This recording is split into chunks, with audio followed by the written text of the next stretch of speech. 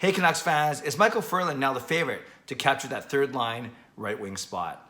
I'm Clay Emo, I'm at Canuck Clay on Twitter, I'm at Clayton Emo on Instagram. I'm the founder of the GLCPC, the Good Looking Canucks Positivity Club. This is my Canucks take, all in one take. It's Clay's Canucks commentary for Saturday, July the 25th.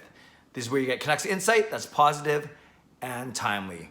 And two quick programming notes, actually three. Number one, today's Saturday, that means tomorrow's Sunday. That means tomorrow I'll be doing my weekly Ask Me Anything in the afternoon, and I'll be doing my live stream at night. So make plans to join me for my live stream at 10, but during the day I'll be doing my Ask Me Anything vlog. So that's, right now, this is my call out to you. You can ask me anything. You ask me about the Canucks, training camp, line combinations, phase 3, phase 4, Hub City, return to play, whatever you want to ask it here. Just leave a reply to this YouTube video, mark it AMA for Ask Me Anything at the start, and I'll do my best to get to your questions as part of tomorrow's vlog.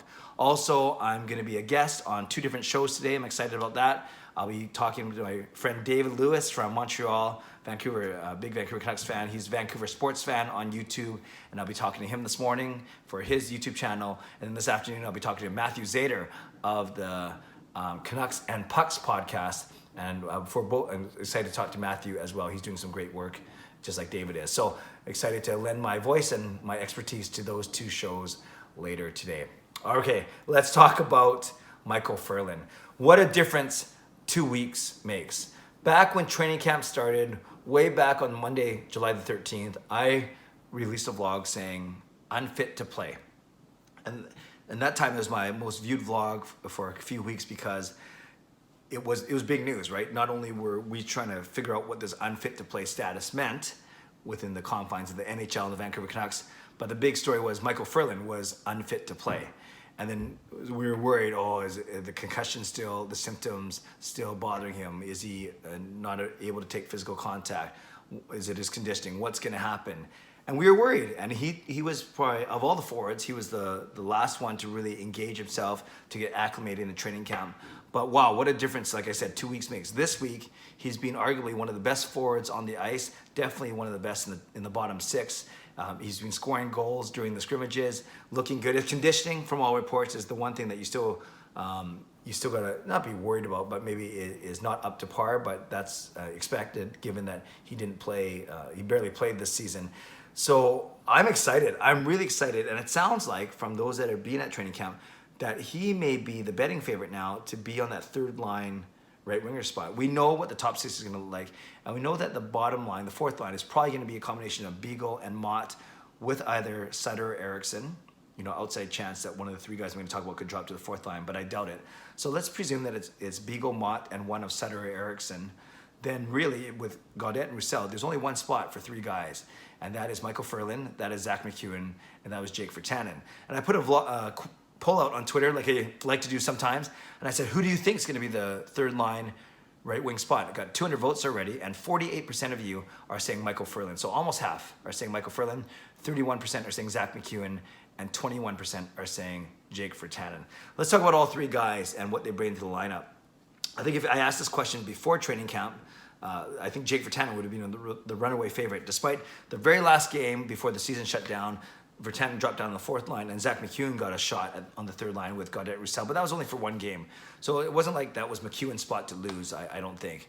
So with Jake Virtanen, you probably have, the most potential, I would say, from a standpoint of he had 18 goals this season. He's got this tantalizing combination of speed, size, and skill. Doesn't always put it together. Sometimes some question about his defensive ability and his commitment to the back check, so on and so forth. But still, can be a difference maker in the postseason, both the play-in and the playoffs. And a crowd favorite. People want to see him do well as a local guy. Zach McEwen, also a crowd favorite because he's a really good feel-good story. And he got about 18 games this season. And he looked really good in week 1 of training camp, actually both weeks of training camp.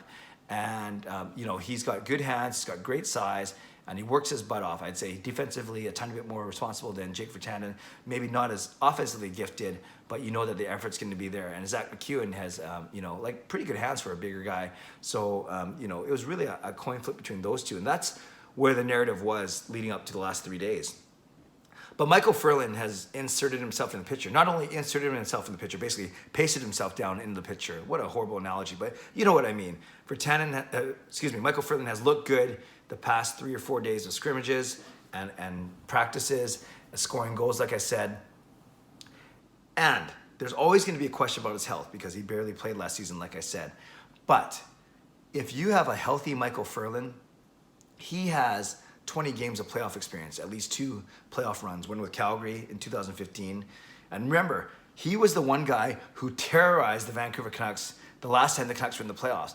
I remember hating Micheal Ferland back in the spring of 2015 when he was running our 6 defensemen of Edler, Tanev, Spiza, Hamhuis, Yannick Weber, and I'm missing one guy, but I know there's who is it? Spiza, Weber, Hamhuis, Tanev, Edler, and I'm missing someone, but yeah, I just remember every time the puck went in the corner, the guys were looking over their shoulder, and then he was agitating. Oh, and Bieksa, of course, it was Bieksa.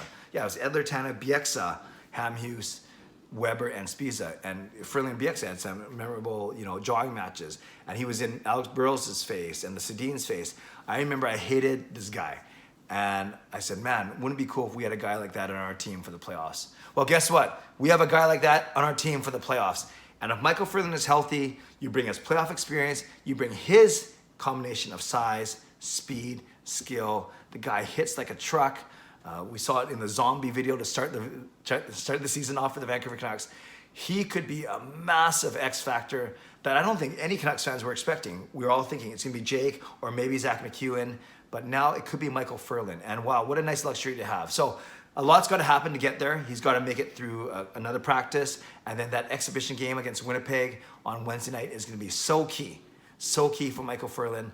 But imagine if he's the one that takes that third line right wing spot with his playoff acumen.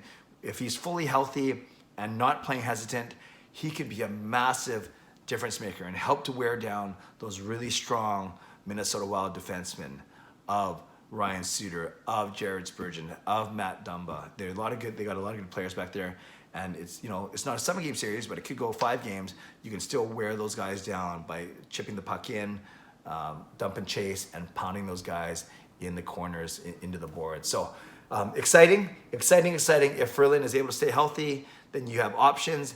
And the way Travis Green has been talking, the way the reporters have been covering the team, it sounds like Micheal Ferland, if healthy, will have the inside track to get that third line spot. A couple other training camp notes.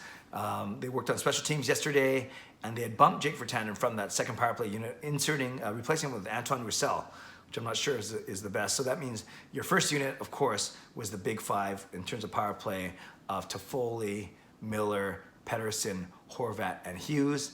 And then your second unit had Gaudette with Pearson.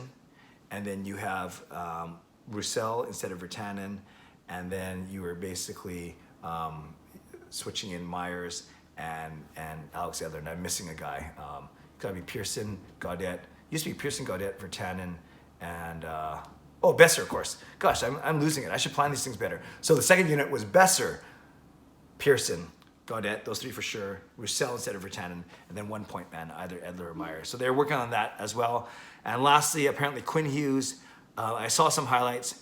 Looks so good. It's dangerous every time he touches the ice, touches the puck, gets on the ice. My understanding is his team never lost in the scrimmages, which makes sense. You're having a shortened bench, so you're playing more, and you can have that much more of an effect on the game. So Quinn Hughes, amazing. And I saw one play where he set up Adam Gaudette for a sweet one-timer. Hughes did his thing where he gains the zone, he kind of curls in on the sideboards, comes out to the other side, and then looks back to the way he came from, and then by that time all the defensemen or all the opposing players they got their head on a swivel basically trying to figure out what Quinn Hughes is going to do. So really good to see him, and I cannot wait to see him play next week. And a lot of people have been saying, because he's so young, only 20 years old, 4 months off, it almost felt like a real offseason, a whole year of growth. So he looks stronger, he looks faster, and that can only be bad news for the Minnesota Wild. So there we go. Question of the day is, who do you want to see in the third line spot when the Canucks face off against the Minnesota Wild next Sunday, August the 2nd, my son Sean's birthday? Is it Micheal Ferland, is it Zach McEwen, or is it Jake Virtanen? Give me your name, give me a name, and give me the reason why. And I'd love to read, react, and reply as always. As well, submit a question for tomorrow's Ask Me Anything vlog. Just mark it as AMA, and I'll get to it like I usually do. All right, there we go. Thanks for watching. Subscribe if you'd like to. Like this video if you'd like to. Stay safe, stay healthy. Take care of yourselves. Take care of each other. Have a great day. God bless. And go Canucks go.